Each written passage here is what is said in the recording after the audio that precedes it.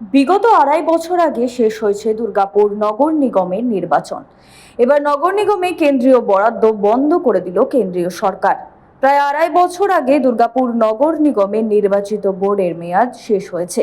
সেজন্যই কেন্দ্রীয় প্রকল্প এনক্যাপ ফান্ড বন্ধ করে দিল কেন্দ্রীয় সরকার। মাথায় হাত দুর্গাপুর নগর নিগমের প্রশাসক মণ্ডলীর সদস্যদের। উন্নয়নের কাজ নিয়ে বিপাকের মুখে পুরো প্রশাসক বোর্ড। প্রশাসক মণ্ডলীর চেয়ারপারসন অনিন্দিতা মুখোপাধ্যায়ের দাবি, কেন্দ্রীয় বরাদ্দগুলি বন্ধ হওয়ার কোনো লিখিত নির্দেশ আসেনি, যা হয়েছে সব মৌখিক।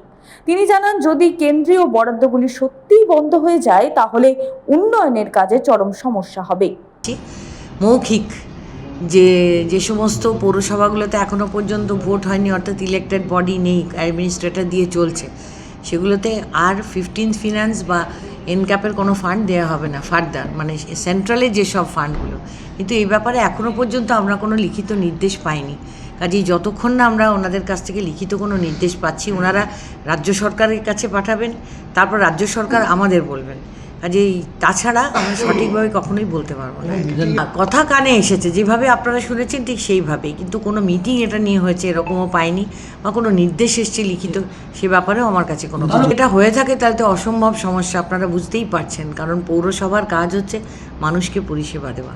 পরিষেবা অর্থাৎ জল, রাস্তা, এই প্রচণ্ড সাংঘাতিক গরমে কুয়ো শুকিয়ে যাবে, কুয়োর জল আছে, কল করতে হবে, লাইট নেই বিভিন্ন জায়গায়, ড্রেন ভেঙে যাচ্ছে, বর্ষাকাল, পর্যাপ্ত পরিমাণে ফান্ড যদি না আসে তাহলে আমাদের আয় বাড়ানোর ব্যবস্থা করতে না। যে সমস্ত রাস্তা শিলান্যাস হয়েছে সেগুলো আমাদের এনক্যাপ, মানে আমাদের ফান্ড বুক করার পরেই, কিন্তু ওয়ার্ক অর্ডার পাওয়ার পরেই আমরা করি, আমরা আগে কখনো শিলান্যাস করি না।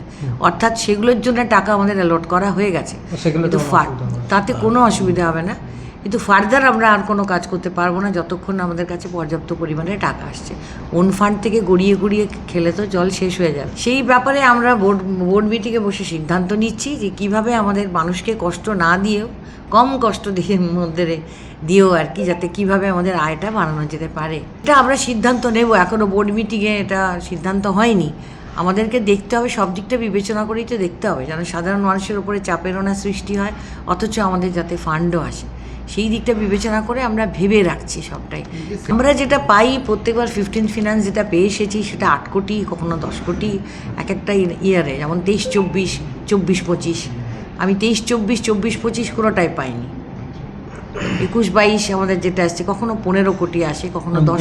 23-24 আমরা পাইনি, 24-25 আমরা পাইনি। আমরা ভাবছি যদি এরকম হতে পারে তাহলে কি করা উচিত, কিভাবে আমাদের কর্পোরেশন তো চালাতে হবে, সাধারণ মানুষের পরিষেবা আমাদের দিতে হবে। এ বিষয় নিয়ে কটাক্ষ করে বিজেপির জেলা মুখপাত্র সুমন্ত মণ্ডল বলেন, নগর নিগমে চরম দুর্নীতি হচ্ছে, সেজন্যই কেন্দ্রীয় বরাদ্দ আটকে দেওয়া হয়েছে। যদি নির্বাচন হতো তাহলে আটকাতো না। দেখুন, দুর্গাপুর নগর নিগমে ক্রমাগত দুর্নীতির কথা আমরা শুনতে পেয়েছি। এরপর আমরা বিগত 2 বছর 3 বছর হয়ে গেছে যেখানে কোনো ইলেকশন হচ্ছে না, এবং এই ইলেকশন না হওয়ার জন্য বিভিন্নভাবে এখানের পরিষেবা, যে সমাজে যে পরিষেবা দেওয়া হয় ডিএমসি থেকে, সেই পরিষেবা ব্যাহত হচ্ছে। এই ব্যাহত হওয়ার কারণে 5 জন এখানে যারা কমিটির মধ্যে বসিয়ে রেখেছে আমাদের ডিএমসির মধ্যে, তারা অ্যাকচুয়ালি কী করছে সাধারণ মানুষ জানতে পারছে না, এবং সঠিকভাবে তথ্যও প্রকাশ পাচ্ছে না। তাই কেন্দ্রীয় সরকার যেহেতু বুঝতে পারছে না ওখানে কি অরিজিনালি কত টাকা ডিস্ট্রিবিউট হচ্ছে, কি হচ্ছে, কারণ যেভাবে একটা ইলেকশন না হওয়ার কারণে একটা সমস্ত কিছু একটা স্থিতিয়ে গেছে, সেই পরিস্থিতিতে আজকে বিভিন্ন রকমের ফান্ড আটকে যাচ্ছে। আর এই আটকে যাওয়ার মুখ্য কারণ হচ্ছে এইখানে তৃণমূল সরকার। কারণ তৃণমূল সরকার যদি এখানে ইলেকশন করাতো তাহলে কোনো ফান্ডই আজকে আটকাতো না, এবং সাধারণ মানুষরা এই পরিষেবাটা পেত। তাই আমরা অনুরোধ করব আমাদের এই ইলেকশন কমিশনকে ইমিডিয়েটলি দুর্গাপুরের ডিএমসিতে ইলেকশন করানো হোক। আর যদি তা না হয় তাহলে আগামী দিনের জন্য এই ইলেকশন যদি না হয় সাধারণ মানুষ আন্দোলনে নামবে এবং ডিএমসি ঘেরাও করবে। সনাতন গড়াই, 99 নিউজ বাংলা, দুর্গাপুর।